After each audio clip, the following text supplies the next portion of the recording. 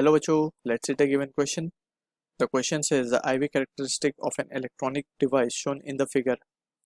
The device is option A, a diode which can be used as a rectifier, option B, a Zener diode which can be used as a voltage regulator, option C, a transistor which can be used as an amplifier, option D, a solar cell.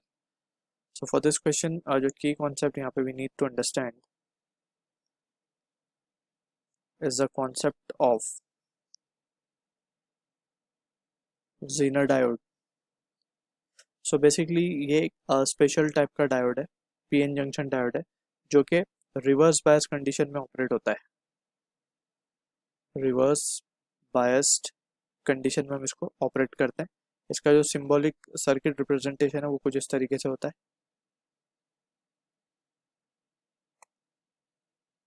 ठीक है, so this is what the circuit representation for zener diode is. अब यहाँ पे अगर हम ध्यान से देखें तो इसके कुछ इंपॉर्टेंट पॉइंट्स हम लिख देते हैं। हमारा जो नॉर्मल पीएन जंक्शन डायोड है, पीएन जंक्शन डायोड और we can say Zener diode जो है it behaves as if it is normal PN junction diode under forward bias condition. Forward bias condition में normal PN junction diode की तरह behave करता है। ठीक है, सेकेंड इंपॉर्टेंट पॉइंट अगर हम इसका देखें, Zener diode actually reverse bias condition में ही काम करने के लिए बनाया गया, क्योंकि हमें पता है रिवर्स बायस कंडीशन में एक्चुअली होता क्या है। यहाँ पे हम थोड़ा सा देख लेते हैं। अंडर रिवर्स बायस कंडीशन जब हम एक्सटर्नल इलेक्ट्रिक फील्ड को इतना बढ़ा देते हैं कि जो हमारा डिप्लीशन लेयर है वो ब्रेक कर जाए, so heavy amount of current start to flow. Heavy current flows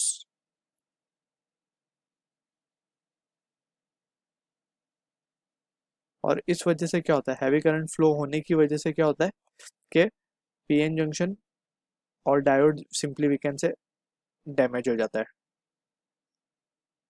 gets damaged.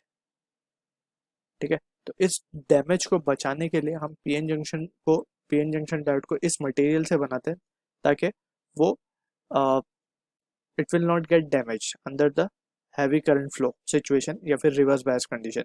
ठीक है, तो हम Zener डायोड को लिख सकते हैं। Zener diode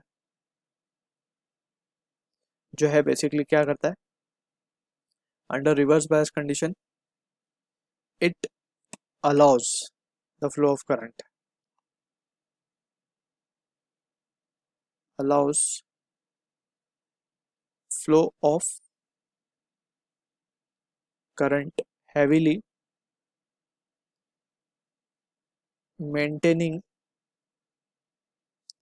a constant voltage। तो इसका आईवी कैरेक्टरिस्टिक अगर हम बना के देखें तो ये कुछ इस तरीके से बन जाएगा।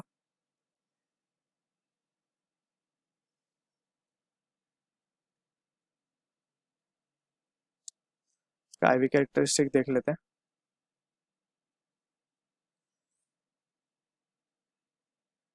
ये हमारा करंट वर्सेस पोटेंशियल का ग्राफ है।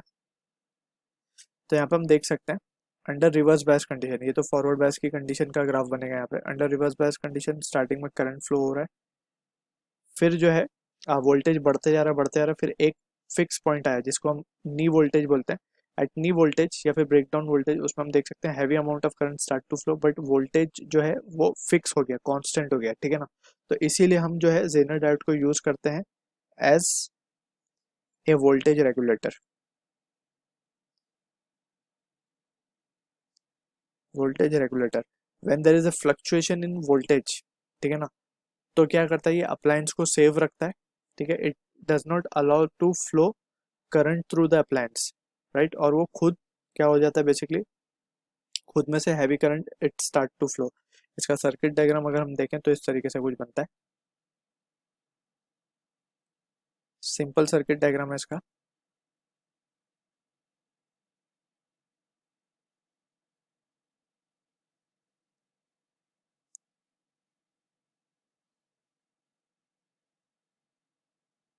ये हमारा लोड है, बेसिकली कुछ भी हो सकता है यहाँ पे लोड। ठीक है, ये Zener डायोड है और यहाँ से हम देख सकते हैं कि लेट से अगर करंट फ्लो हो रहा है तो इसका कुछ ब्रेकडाउन लिमिट होगी, ब्रेकडाउन वोल्टेज होगा VB। जो अपने वी के नी वोल्टेज या फिर ब्रेकडाउन वोल्टेज भी बोल सकते हैं इसको। तो यहाँ से वी कैन सी जब ब्रेकडाउन वोल्टेज से ज़्यादा इसका जो वैल्यू है अगर वो एक्सीड कर जाएगा तो ये रिवर्स बायस कंडीशन में चला जाएगा and a heavy amount of current will start to flow through this diode.